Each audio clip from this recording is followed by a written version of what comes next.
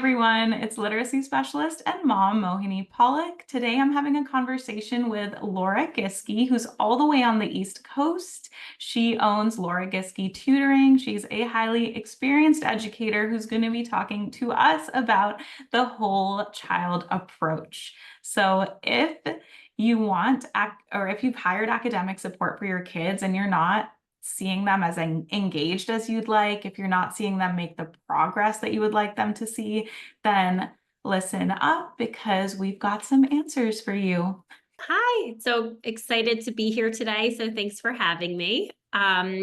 So I was a late starter when it comes to education. I was a career changer. I started in fashion PR and really something that had nothing to do with education, but I come from a long line of teachers. And I knew when I was working in the other field that it just wasn't giving me everything that I needed out of life. And when I switched to teaching, I absolutely fell in love with working with kids, thinking about curriculum, seeing their growth, seeing them struggle even. And so once I switched from PR to teaching, I started working after I got my master's, I started working in a classroom on the Upper East Side at a public school. And I loved the work that I did there. And I would have stayed in the classroom longer, but my son was born and COVID happened. And for all the reasons, I ended up just going into the private realm. And I really haven't looked back since. There are so many things that working one-on-one with students can allow you to do that you just don't have the opportunity or time for in a classroom setting. So moving from the classroom, that was a great experience, but I'm so happy to be one-on-one with kids now. And when kids come to you, I know that you mentioned that you do remediation, but you also do enrichment. Let's start by talking about the students who are struggling with a subject and need support. I know you mentioned that academic support is not all they need. Can you tell me a little bit more about that? What else do our kids need in order to succeed and catch up? Yes, I mean, so much. It comes from the inside. Parents will come to me and they'll always start with what they need academically, but like without fail, they're going to tell me at some point in the conversation that their child is feeling down on themselves, that their confidence has changed, that they don't like going to school, maybe that they are losing that spark when it comes to school or learning. I mean, that's in 99.9% of my conversations. So it's very clear that kids need a lot more than just the academic support. That's really the first reason and the primary reason, like the tip of the iceberg, what it is that we all see that they need. But then once they're not doing well academically, their confidence starts to suffer. They start to feel like they're just not doing as well as their peers. A lot of times they're comparing themselves to their peers, and that's really hard at a lot of these elementary school ages and middle school ages. We really want to empower them to feel confident, because after the confidence starts to go, so does the love of learning. And we really don't want that at such a young age. They have a whole lifetime of learning ahead of them, and we don't want to take that spark away. So when I look at a child and when I think, how can I support that child? I'm thinking about the academics, but I'm also thinking a little bit deeper about the confidence, about their level of learning. And you might wonder how we do that. And if you want, I can go into a little bit more Go for detail. it. Yes. Yeah, so making it fun. It's really simple. We incorporate their interests. There's lots of games that we do. For example, if their interests are sports, we'll read nonfiction books about football or soccer. If their interests are gaming, they don't want to read, they just want to play video games. Okay, fine. Then we can do an information writing book about video games, or we can do a persuasive writing piece about why their parents should buy them an Xbox. If they love Taylor Swift, we can analyze her lyrics and think about pulling out theme. We can write a literary essay about one of her songs. There's so much that we can do to incorporate interests where we don't just have to say, all right, the curriculum is telling us that we're writing about the revolution now. No, we don't have to write about the revolution. We can write about whatever it is we want to write about. And also I gamify everything. And this is great for all ages. A lot of the times for the younger kids, like K through 3, the phonics stuff, the math skills, the rote memorization can be really not that enjoyable if you're just given flashcards and asked to learn it. So we do bingo, we do memory match, we do snakes and ladders, like anything that I can do and turn it into a game, that's what we do. And the kids just find it so engaging that their level of learning comes back. They start to make those little wins and they start to feel more confident. And alongside, of course, their academics start to advance. Yes. So kids are natural learners. And in order to motivate and engage them, we can lean into their interests. So have them write about topics they're really interested in, read about subjects they're genuinely interested in. And when they're working one-on-one with a tutor or with you, that allows the opportunity for that, like highly individualized Yes. lessons. Yes. And I'm sure you know that as well with some of your curated packages that you send. Like you're going to send books that have to do with the interests that the kids have. Exactly. That's a really important part of my philosophy as well. Individualizing lessons according to a child's specific interests. And then you talked about gamifying things, right? Especially when we're working with our little ones, K-3, like why not make our lessons as fun as possible? Like Mm-hmm. one of the activities I was talking to a parent about doing with her son yesterday was playing tic-tac-toe with sidewalk chalk outside and using words instead of letters, playing hopscotch and instead of numbers, writing words so that the child like says the word when they jump on it, or just writing words and saying them as you jump on them. Mm-hmm. Good That one. can be so much more engaging than sitting down with a piece of paper and saying like, let's write words together, or even going outside and saying, let's write words together with sidewalk chalk. If you have a few games in mind, that can really help engage you. I have a student that you just made me think of something. Yeah. Not she gets really overwhelmed when she sees lots of words on a page, and she'll read a word here or a word there, but she won't read a whole sentence. And then Okay. all of a sudden, I put these sentences in a tic-tac-toe board, and I Okay. say, "You can get your tic-tac-toe part if you read the sentence." And she's obsessed with it, and that's Yes. all of our reading right now is through tic-tac-toe sentences. So really just meet them where they are, like listen to what their needs are, and you can really make learning fun and engaging. Absolutely. And if your child is like resisting against working with a tutor or resisting against working with you, following that advice and making sure like lessons are engaging and fun and gamified might be exactly what helps them start looking forward to their lessons.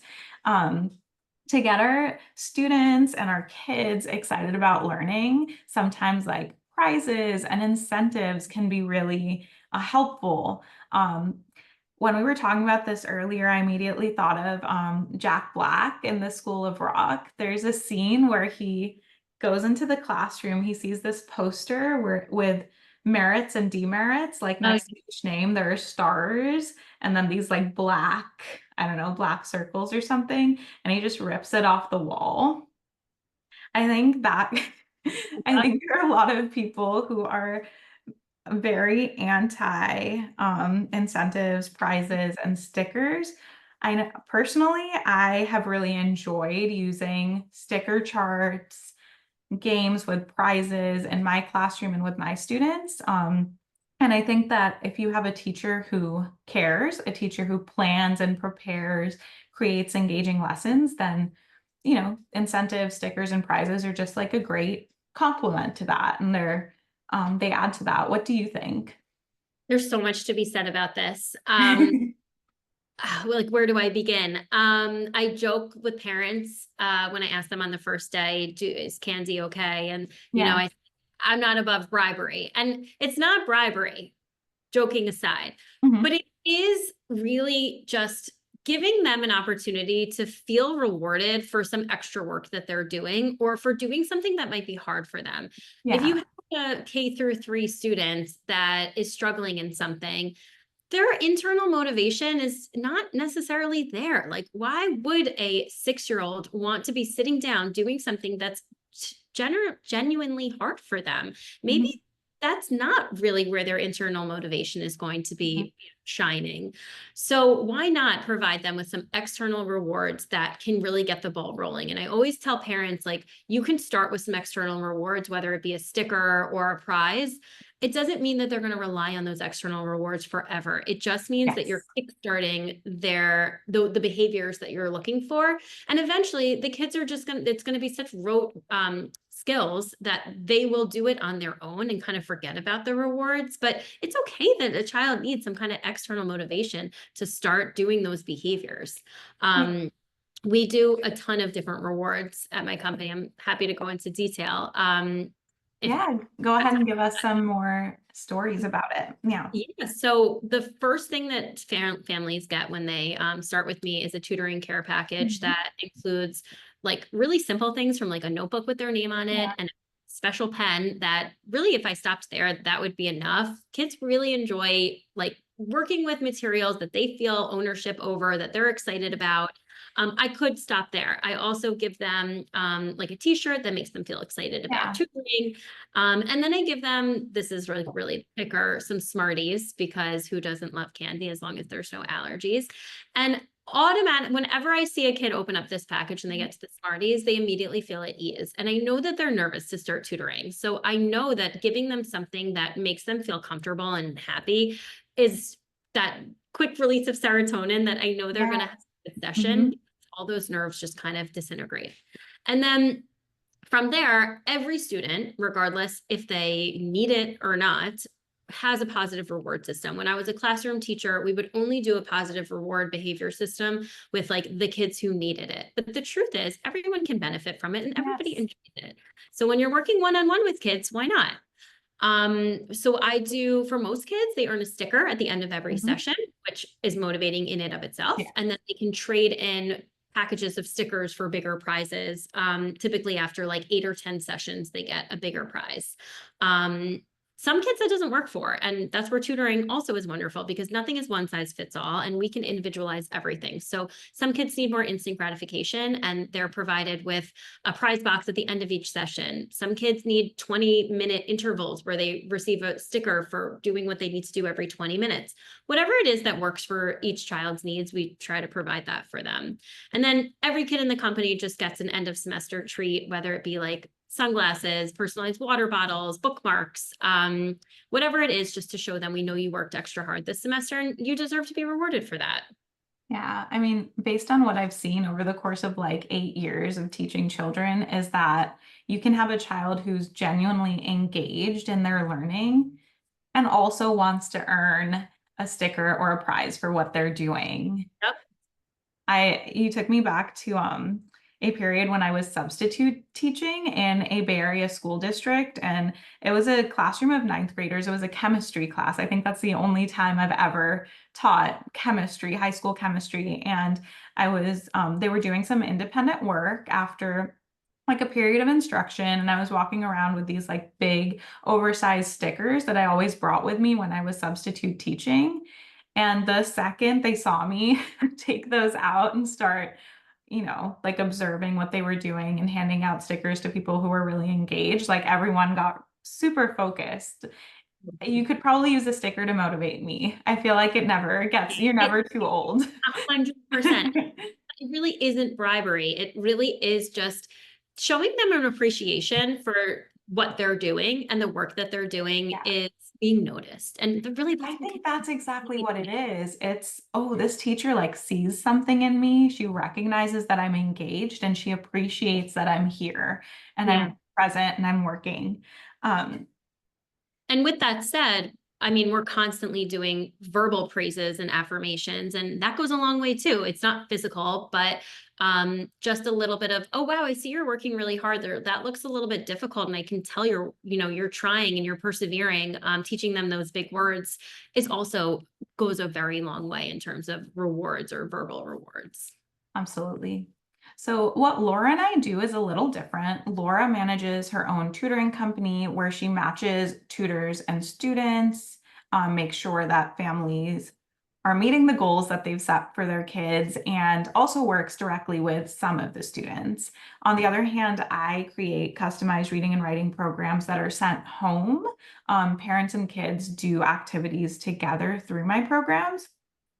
I'm bringing this up because both of us really value relationships, and the power of a strong tutor-child relationship or a strong parent-child relationship. Can you tell me a little bit more about how you match tutors to students?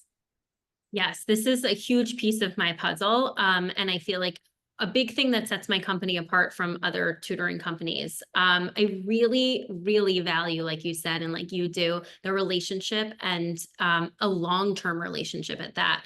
I've got a lot of students that I've worked with for 5, 6, 7 years. And it's incredible to see that growth in our country. We have one teacher in 1 year and we move on. Maybe we're lucky to Yeah, loop class and maybe it's 2 years, but besides that, like you move on from your teachers and that's fine. That's the way it is in the classroom. And I think there's benefits to that as well. But mhm, tutoring allows you an opportunity to have one relationship with one educator or one student and really go the distance with them. So I want to make sure when I'm speaking to a parent that I'm getting a full picture of what that child needs academically and what their like personality traits are so that I can match them with the right tutor. So I think about three big things.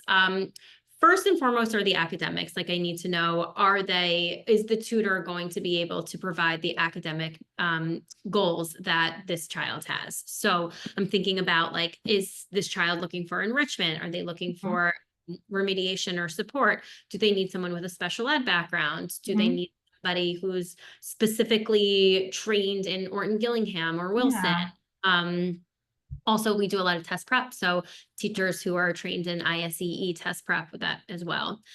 So that's first. Then once I've narrowed the pool down, there's still like a lot of tutors that do a lot of the same things. So I have to think who's going to be the best match for this student. And if somebody stands out because they match it with in terms of like a hobby or an extracurricular activity, that's yeah, awesome.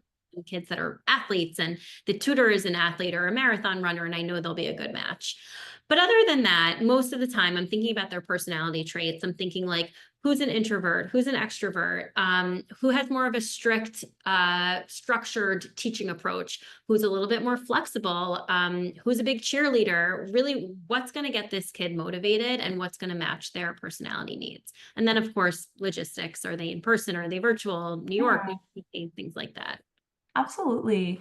I often work with parents who will where there'll be like a school or an educational psychologist who makes a referral for a tutor or a literacy specialist. And I just want you to know, if you're listening to this, that you have the right to choose a specialist for your child. There might be a specialist or a tutor who has a better relationship with your child or who might work better for your child than another.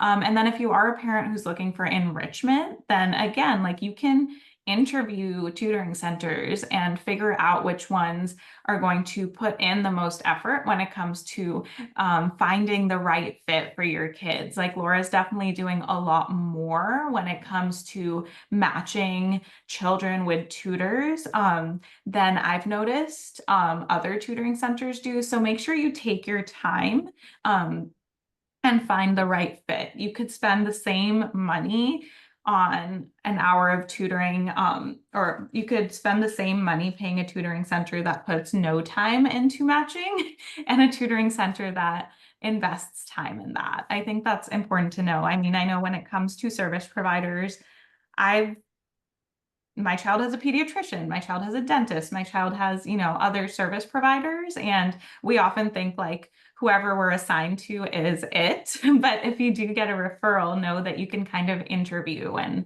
find the right fit for your family. Yeah, and you can also change it. Like if it's not working out for whatever reason, don't be afraid to tell your provider, whoever that may be in whatever field, that this isn't working out. If they're professionals and they understand that it has to be a good match for everybody, and everybody for the most part as a professional just wants their client or whoever they're working with to get the services that they need. Absolutely. You have the right to advocate for your kids. So before you started your tutoring business, you were a classroom teacher. Can you share with us a little bit about, or maybe like a special memory from classroom teaching? Yeah, I loved being a classroom teacher. Although, as I said in the beginning, I've never looked back. That might not be true. I have looked back a little bit. I do miss the community aspect of building kind of like a home away from home for students. Yes. And I try to do that a little bit during tutoring, but it's different. When you're in a classroom, your kids actually spend more time with you than their parents sometimes during the day because they're with you for a long time. Yeah. Um, so I think like when I think back to my classroom teaching days, I really think about the long-term personal connections that I've made with my Mhm. students. Um, as you as you continue to teach in a classroom setting in a school, you kind of compound the relationships that you have year Yes. after year. So if I was a third grade teacher after 3 years, I know every third grader, fourth grader, and fifth grader in the entire school. And I loved walking down the hallway and seeing these, kids be like, "Hey, Miss Laura, hi, Miss Laura, how are you doing?" And being so excited. I felt like a celebrity kind of, which was funny as a teacher. But I loved seeing them come back and saying goodbye to me as they graduated. I love having them wanting to come back during their recess period and read to my current students. I have literally for like 9, 10 years, some of these kids are going to college now, kids reaching out to me on my birthday to say hello and tell me what great memories they have. And I just think building that close-knit classroom community is something that I really will never forget and I will hold on to. Yeah, I think once again, that just like gets the point across that relationships are so important when it comes to teaching and learning. Thank you so much for sharing that experience. Can you tell us who, which children and families are a good fit for Laura Giske tutoring, and how can they get in touch with you?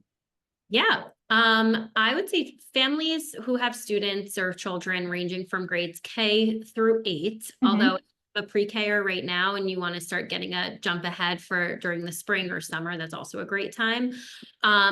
Students who are looking for support in or enrichment in reading, which could range from phonics and early Mhm. literacy skills to later comprehension, writing, which again could range from encoding to literary essays, and math. We have math support for pretty much any unit, foundational skills, or algebra up to 8th grade. So any of those subjects, and you can get in touch with me by going to my website, lgtutors.com. You can book a free consultation and just be prepared to chat because I like to say to parents, tell me everything and anything. And that's really how I get a sense of what is their child like, what do they need, not just the academics, but the whole picture, the whole child. Yeah, so if you're a parent who's looking for academic support for your kids, you've got two great options now. If you're in New York or New Jersey, Laura can help you with in-person tutoring. If you're elsewhere, then she also matches online tutors with kids. And if you want to support your kids with reading and writing at home, then you can get in touch with me at literacyplayground.org. Thank you so much for your time, Laura. I really Thank enjoyed this you. conversation. Me too. And I just want to say that one doesn't mean you can't do the other. I feel like our services that we offer could go hand in hand, and parent families and parents could really feel free to do both as well. For sure, reinforcement is so important. All Yes. right, Thank you so much. It was great chatting. bye. Okay.